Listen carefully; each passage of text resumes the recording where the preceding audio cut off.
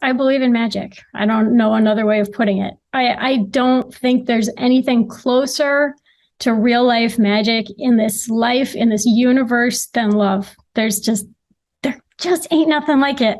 You just really have such an incredible career, TV and film. At this point in your career, what makes you say, yes, I absolutely need to be a part of a certain project? Just when something gives you the feels in one way or another, when something just really makes good sense. I mean, having my kids at home is a really good, excuse me, it's a really good perspective on how I best want to spend my time. They're the best way to sort of make it easy to reflect on what your values really are. And they're my priority, but the lights got to stay on. So yeah, when something sort of hits me here, I sign up. This is maybe a little tough, but what advice would you give your younger self about being an actor in the industry, or just, in personal life in general, advice you would give your younger self? I would say mentally, emotionally, budget for failure.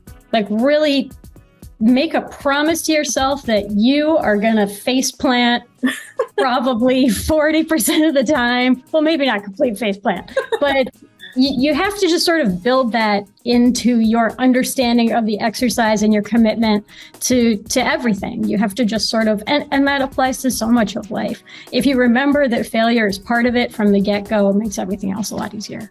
I love that. I mean, okay, so I have to ask, rom-coms, love you in them. Thank you. I've read a few interviews you've done about rom-coms. I mean, what is it about that genre that really pulls you in, that you want to continue doing a lot more of it? I believe in magic. I don't know another way of putting it. I don't think there's anything closer to real life magic in this life, in this universe than love. There just ain't nothing like it. So when you can put that into a movie and take people on that journey with you, that's everything to me. I drink that Kool-Aid all day. Well, I have to ask you, of course, I don't know if you get annoyed being asked about She's All That all the time, but I mean... No, never. Okay. I mean, incredible movie. I mean, is there anything you would have done different at all looking back with the movie with your character, or wish maybe a certain scene was tweaked at all? I feel pretty good about that movie. I think what's funny, the only thing that's funny about that movie, because I let my daughter, who is very recently 9, see it. I was like, I don't think there's anything too inappropriate in there.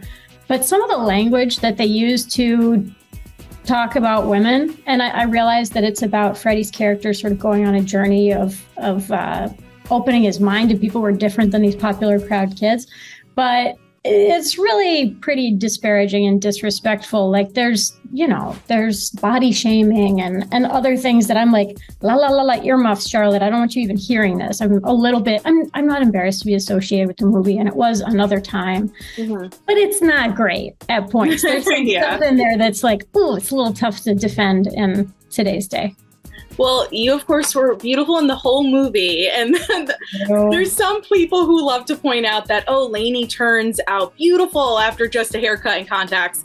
Was there ever any talk at the time to make her transformation maybe a little bit more dramatic at all early on? I mean, I don't know what they could have done except for slapping a full tilt, Bert and Ernie, eyebrow across here, which they basically did. They would glue little individual hairs in there. I'd forget to take them off sometimes.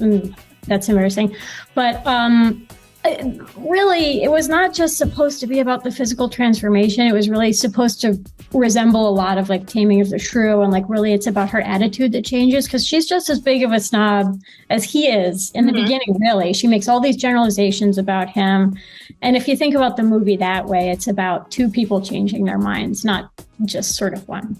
I love that. I mean, is there anything within acting that you won't do at this point, whether it's a certain kind of role or if you're asked to go through a specific physical transformation? I think we've jumped the nudity shark. I don't think I'm doing that. I think I'm good there.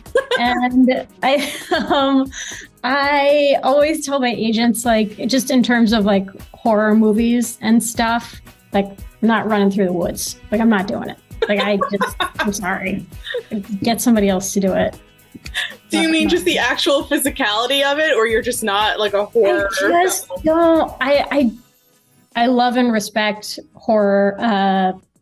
Like as a genre, I take that back. I don't watch them, but I respect the people who make them. I have one of my best friends, Darren.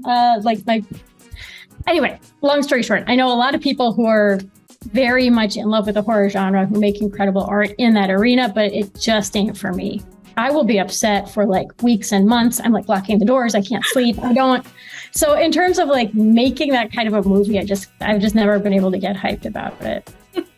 Well, you really shot to stardom at a really young age. Did the attention ever become a little too much? Did you ever think, okay, I kind of want to pivot and step away from acting, even if it was for forever or just for, a few years? What's interesting and what I find sort of hard to describe, but that I'll try to explain is like the when it happens to you kind of moment. It doesn't sink in for quite a while. Like, I mean, probably 5-7 years later, I was like, oh, that was like a moment that I maybe should have tried to do a little bit more with, fair to say. And then by the time that sort of sinks in, you're already scrambling to try to make the best of what's going on with you now. You have the actor syndrome of feeling like you're never going to work again.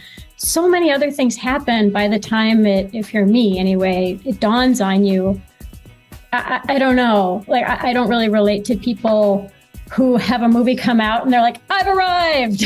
Like, that's just not how I ever felt. And by the time I sort of felt like, oh, snap, things are kind of happening, it was more of a, oh, shoot, things were happening. And I immediately felt like I was in catch-up mode, do better mode, you're not good enough mode. And yeah, I'm just going to keep working on that with my therapist. So it's fine.